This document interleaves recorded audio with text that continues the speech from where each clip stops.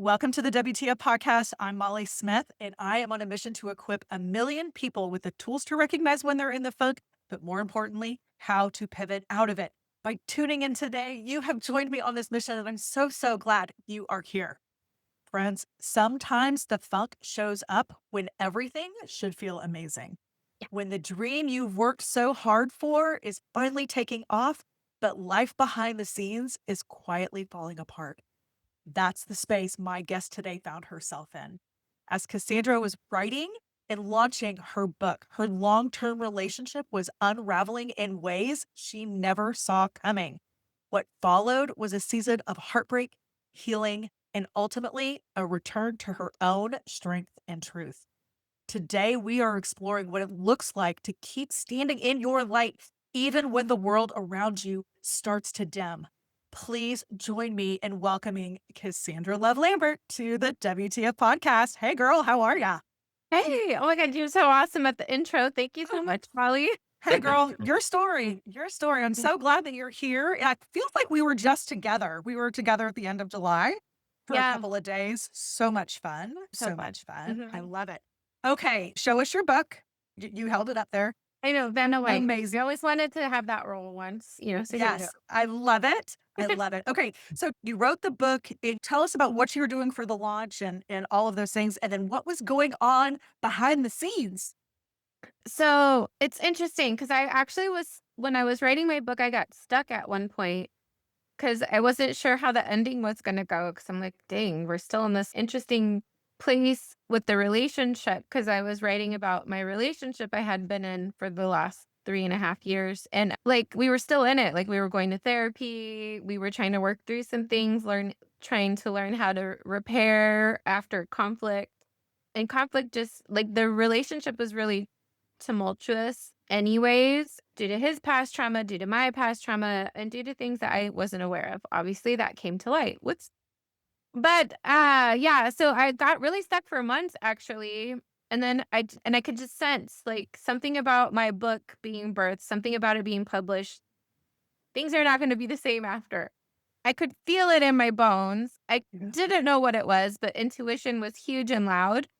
And so I finally finished the book. It was like I was halfway done, like I was like almost done writing it, and then the end was super fast. Like the publishing, the like book launch, and all of that went like super fast once I made that choice. And he was on this journey with meds, like deciding like if he needed meds, getting on meds, which I had never participated in anyone going down that journey. And I thought that it was gonna be like make things better and like be all amazing. I wasn't aware that it was actually gonna make everything crumble and be chaotic and crazy and secrets that were hiding coming to the surface. And that was kind of the experience of it. So I had this week literally of my book launch where we're trying to get bestseller, which we did get to, hallelujah, but, we were trying to get bestseller, so I had to show up fully to tons of video calls where you can't fake it, right? You have to truly be stepping up and showing your light and, being everything, right? And then I was bawling my eyes out, Mm. crazy, going through heartbreak and grief, and still unaware of really what was going on. There was a fight, a hole was punched in the wall, he Oh left. gosh. And I still wasn't aware of everything that was going on. There was still more layers There to was be so many revealed. more layers. Yeah, it was so confusing. I was being blamed for things and nothing was making sense. And yeah, so it was very confusing time. My book hit bestseller and I'm in this grief, trying to make sense of everything. Nothing was making sense. And then I actually found out a couple months later that for 4 years, he had been lying to me, gaslighting me about something I actually talk about in this book that I gave him praise for. Because I was like, it's one of my biggest triggers and boundaries was around porn. I couldn't be with someone who watches porn because of everything it brings up in my system because of being sexually abused in childhood. And I was talking about like in the back of my book, I actually do like a victim statement, which is something that if you go to court with someone who violates you sexually, they have like women or kids or whoever was violated, especially kids. do this victim witness statement, and it's like all the ways that what this person did to you impacts your life. And I never got to do that, right? I never got to take my molester to court. He actually died a horrible death, so he had his karma. But I put that in my book, and it describes just like how hard it is to find someone who can honor these boundaries, for sacred sexuality. And I had thought I had found the person to do that for me with me. And so it was just hearing this information was just so hard, especially with the cognitive dissonance and just all the moments like my intuition had been right. We're just firing off like all these like moments like, oh, that's weird. And then like confronting him and asking him to his face and being gaslit and this and that. And God, the amount of emotions and things I went through with that information and blaming myself or it like reinforcing the not good enough core belief or like Yes.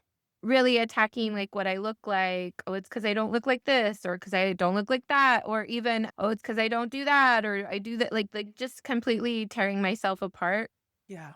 in so many ways because of this information. And also it was like weird trauma responses coming out of me too, like of fawning and then also shutting down, right? Like, Yeah. so it was like I was going through some interesting things too at that point. After I found out the information, he came back for a while, but like there was still mental health things going on to where I had him leave. And Oh, we have to interesting. each So, other. Yeah. okay. So let's just get a little timeline here. So, Yeah. what months did you release the book? I released the book in February. I know the timelines can get really screwy, right? So I Yeah. released it in February, and that's when he left the first time Okay. So, February of 2025. this year, 2025. Yeah, 2025, February 2025, you yep. released the book, Released the and book. all of this starts coming out, and then Or it's coming over out. the next couple of months, more is coming out, and you're realizing that something that you praised him for in the book, he Yes. actually was violating. Yes. Yes. Okay, so he left. Did he come back? Yes. He left, came back, still didn't know the full truth. Then he left again. And there was a lot of like mean behavior or just like being sharp with me in ways. And like none of it was making sense. So like I didn't do anything. Why are you being this way? Yeah. And so when it finally came out, things just started to click like, oh, no wonder you were being mean to me in these ways. I'm like a mirror shining on the spot that you're like trying to hide and it's making you feel bad about yourself. So you're like, boom, trying to shut the light off. So it just made so many behaviors make sense. It made so many intuitive moments make sense. And yeah, it was a lot to work through. Yeah. Okay, so at Sure. what point did you draw the line in the sand and say, "I'm not doing this anymore"? Yeah, it was when he had come back after barely sharing with me what had happened, the truth finally. So it was like April is when April was when I actually found out the full truth. And he had come back and it was tumultuous because he had just lost his job. So I think that was also, kind of creating this like pressure cooker plus the mental health stuff that he was navigating. Yeah. And I walked in on him doing it again. And that really messed with me, and then it was also just, like, ways of behavior because he had lost his job, he just wasn't able to regulate, and then it was almost like he wanted me to, uh, co-create some business with him, and I'm like, "I can't co-create anything with you, I'm going through betrayal recovery." Yeah. And then he kept saying things like feeling isolated here where we live because we live in the woodlands and his family is East Coast and West Coast and things. And so like it was just like so much saying that over and over. I was just like, hey, why don't you just go be with your family and regroup? And I wasn't sure what was gonna happen after that. I just knew he had to leave. And so I guided him to leave. And it was messy Yeah. because the moment I was just like, okay, yeah, do that, leave. Obviously he didn't want to. So it was just really messy stuff with relationship beginning of the year, and I went through a lot of grief. I went from the 2 income house to a 1 income house, and I Yeah. wasn't prepared for that. So I had to like remember what it was like to be a full-time single mom again and really like step into that and own that too. Take because we live in a house. It wasn't just a tiny space. So like taking care of all the housework and taking care of my daughter and the Yeah. dog. We have a dog now. And I was just like, oh my God, this is like Yeah. more than I had anticipated taking care of all by myself, but I did it. You are very much into a lot of healing and somatic work and all of that. So, in that season, after he left to go be with his family, what tools in your tool belt did you pull out during that season? Everything. I pulled out everything. Okay. Tell me more. I literally enrolled in what is his name? Matthew Hussey's like Oh, yeah. He's the yeah, relationship guy. he's Yeah. a relationship UK guy. And it was Yes. because one of my clients had put me onto that. So I was listening to him. And then I got into this other woman, Mel Wells program around stepping back into your femininity. And so I was working on healing that. And then I got into another thing, working on my body and my health. I shed Oh, 27 pounds, really upping my protein, really like working on reshaping my body to have muscle tone again.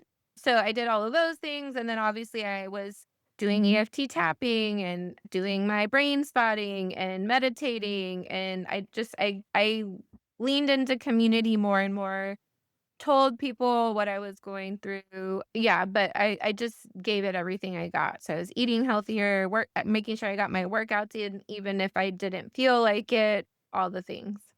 I love that. What, out of everything that you did, what helped you reconnect with your intuition and start to trust your gut again? I think that once he left and I got to Mhm. just recalibrate to my own energy Yeah. and then begin to process without all the emotional reactivity going on. Like, there were times I had to, like, disconnect from communicating to him through text message because it was just like, "We're in that spiral again. This is not good for my nervous system."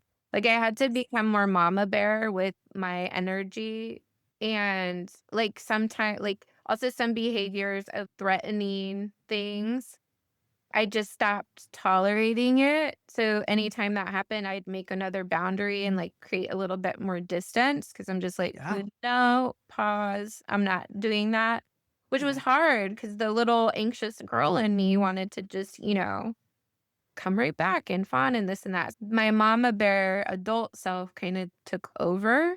Like even in making him leave, like because the little girl in me was super scared, not wanting to do that, right? Like it's biggest fear. Yes.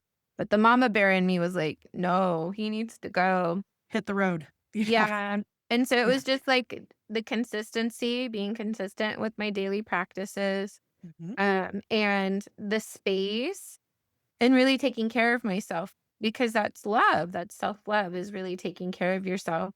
And also it's like getting back into like those boundaries because I was starting to create that safe playpen again for myself. Yeah. So the cognitive dissonance started to heal and just like, oh yeah, that was intuition. It was right. Oh yeah, that was intuition. That was Right. right. You can look Yep. back and see. Yeah. It's all ding ding ding ding ding, all these Yes. things in moments. Yes. And also it actually got me to create the rage circle for women. Okay. Uh, Tell me about that. yeah, because I had a lot of anger, I like an believe it. enormous amount of anger. And so this creation came through of doing a rage EFT tapping circle with women where we're really primally yelling and cussing and saying the things you would never want to And you're say to doing the someone tapping? and doing tapping and stomping and ripping paper and just saying the things you would never like say to another human being because like you don't want to do that. But it's cathartic. I Um believe it. and doing that a few times with the ladies and really helping them with theirs really cleared the anger out for me Yes. too. To where I was Yes. like, "Oh, dang, I don't know if I can keep doing these rage circles because 'cause I'm not really feeling the rage anymore." And So, that's okay, but clearly it worked. You and yeah, I are both lovers of EFT tapping. It's an yeah, amazing, amazing, amazing modality. Okay, let me ask you this. How has your definition of love and partner shifted? gosh. Yeah, so, like, I had these ideas when I was little about love, and, it's not a fairy tale. No. So I feel like I'm still learning what that is. Yeah. I know it with my daughter. Like when I look at my daughter, I can see what love is with my daughter because it's like, I'm not a perfect mom. She's not a perfect daughter. We say things sometimes that we're like, ooh, that wasn't so nice. And we check each other and we hold each other accountable and we repair and we apologize and we keep moving forward. So I have that down with her. In partnership, I think what's been the hardest for me in this particular thing is the betrayal, what it was, especially because it was very, I put it out in the open. I was very honest about it Yeah. from the beginning. And the whole lying piece. This is kind of like where I'm like in this space of, well, let's see what happens when you come back. Let's see if I can actually feel trust and that you can actually be transparent. Because I'm not quite sure until you're in my face and I feel your energy and I notice if you're being transparent or not. Whew, girl. All right. If somebody listening is walking through their own heartbreak or betrayal right now, what is one thing you would want them to know? It doesn't mean that you're any less worthy or valuable. Yeah. That was the hardest piece for me because especially the nature of the betrayal really hit those core wounds Yeah. that really activate feeling ugly and feeling unworthy of love. However, when I work on the emotional piece and I can get back into like more regulation, the logic can kick back in. Right. And the truth is, he's working out his own stuff. Whoever that is, or he, she, whatever, they're working out their own stuff and they also have their own core wounds Yeah. and their own things that they're working through too. And it doesn't mean that you're any less of a human because they betray you. Yeah. However, you are faced with a decision, right? And the decision is not easy, right? It's like, well, what do I do now? Yeah. What boundaries do I need now? Am I open or willing to even work with this? Is this even possible? Right. Uh, and giving yourself like the space to do that. Don't let fear of like even finances be the determiner of whether you stay in or get out. Oh, yes. Because a lot of women, and I could feel that coming up, right? Like even like generationally, I was like, oh, this is what keeps women in these messy, fucked up relationships right here. Yes. Right That's right. here. Because this financial pressure, Yeah. two income house to one income house. And I could feel parts of me like trying to like, and I was like, no, we have to stay grounded and trust that we will be provided for and taken care of. And we have Yes. been. Yes. That's amazing. Oh my goodness. You guys, well, Cassandra, thank you so much for sharing so openly your story. Hold up your book again, Into the Light, Becoming my own hero. Becoming Your Own Hero. That is such an amazing book. So everybody go out and grab that. If you or listen to this episode and you think that somebody you know might benefit from it, please share it. Please, please, please share it. I'm on a mission to equip a million people with the tools to recognize when they're in the funk, but more importantly, pivot out of it. And you can help by sharing this episode. Cassandra, thank you again so much for being here. And everyone, we'll see you next time.